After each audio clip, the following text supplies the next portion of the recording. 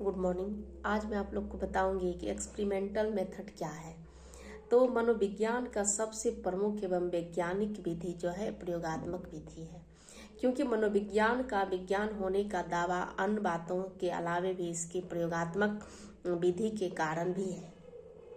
आज का मनोविज्ञान इतना अधिक प्रयोगात्मक हो गया है कि जो है इसमें सचमुच में सिर्फ उसी तथ्य या सिद्धांत की मान्यता प्राप्त रह गई है जिनका प्रयोगात्मक समर्थन है।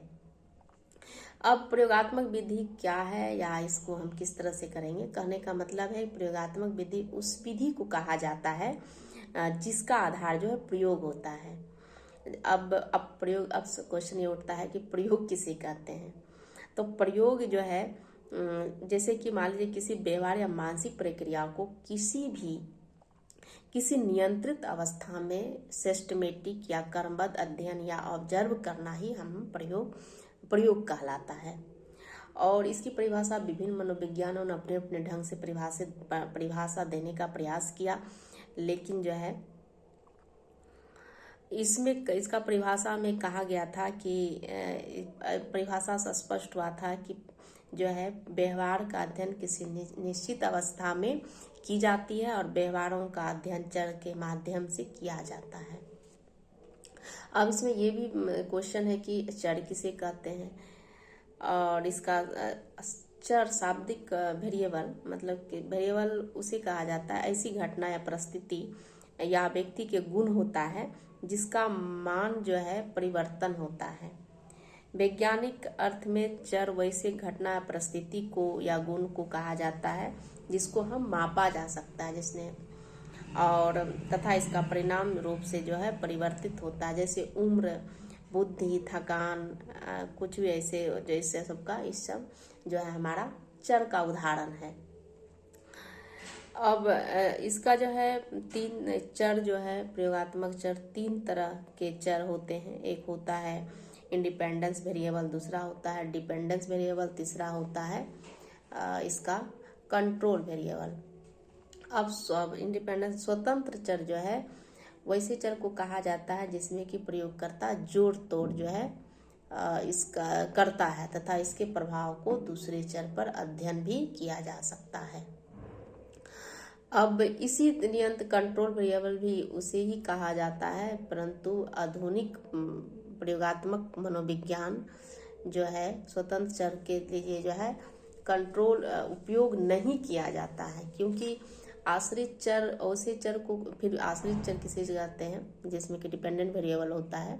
इसके बारे में प्रयोगकर्ता जो है उसके पूर्व कथन करना चाहता है। इसे आश्रित चर हर चर इसलिए कहा जाता है क्योंकि इसमें होने वाला परिवर्तन स्वतंत्र चर में किए गए जोड़ तोड़ पर निर्भर करता है।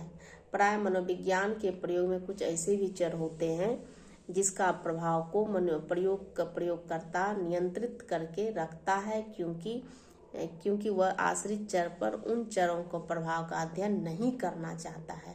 इस तरह के चर को संगत चर या नियंत्रण चर भी कहा जाता है। और आश्रित चर तथा स्वतंत्र चर या फिर नियंत्रित चर के आपसी संबंध को एक उदाहरण के तौर पर हम जो है इस प्रकार समझ सकते हैं कि हम देखना चाहते हैं सीखने की प्रक्रिया में पुरस्कार को प्रभाव पड़ता है, और इसमें सीखने की प्रक्रिया के बारे में जो है प्रेडिक्शन करना चाहता है, और सीखना या अधिगम को भी यही एक आश्रित चर का उदाहरण है। उसके बाद जो है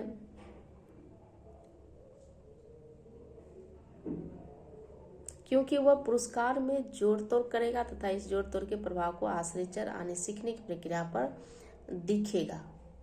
यही कारण है कि एक्सपेरिमेंट को लेफ्रान कोइस ने 1983 में अपनी परिभाषा में कहा है कि प्रयोग ऐसी एक शोध प्रविधि है जहाँ पे कि प्रयोगकर्ता एक या एक से अधिक चर में जोड़ तोड़ करता है तथा उसका प्रभाव दूसरे चर पर देखता है। किसी भी स्वतंत्र चर में जोड़ तोड़ दो तरह से किया जाता है। पहला पहली है वह है कि जिसमें कि स्वतंत्र चर को मात्रा को घटा बढ़ाकर जोड़तर किया जाता है। दूसरी विधि है जिसमें कि स्वतंत्र चर को एक परिस्थिति में उपस्थित रखा जाता है तथा दूसरी परिस्थिति में उसे अनुपस्थित रखा जाता है।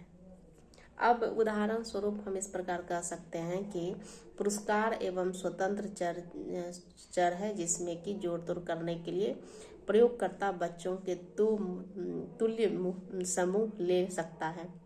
दोनों समूह को सीखने के लिए समरूप पाठ दिया जाएगा, परंतु एक समूह में प्रयोगकर्ता जल्द सीखने पर बड़ा पुरस्कार देने की घोषणा कर सकता है तथा दूसरे में सीखने पर उसे जो छोटा इनाम देने का भी घोषणा कर सकता है। तो इसका मात्रा में घट बढ़ सकता है। अतः वहाँ पर स्वतंत्र चर का जोड़ तो उसकी मात्रा में काफी वैसी करके ही किया गया है।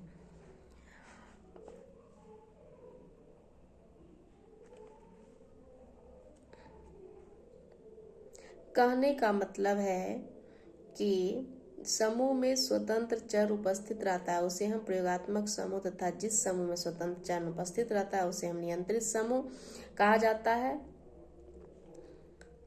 अब नेक्स्ट क्लास में मैं बात करूंगी कि हम जो है प्रमुख इसका क्या पर्पस हो सकता है, इस विधि का मुख्य उद्देश्य क्या है। Thank you.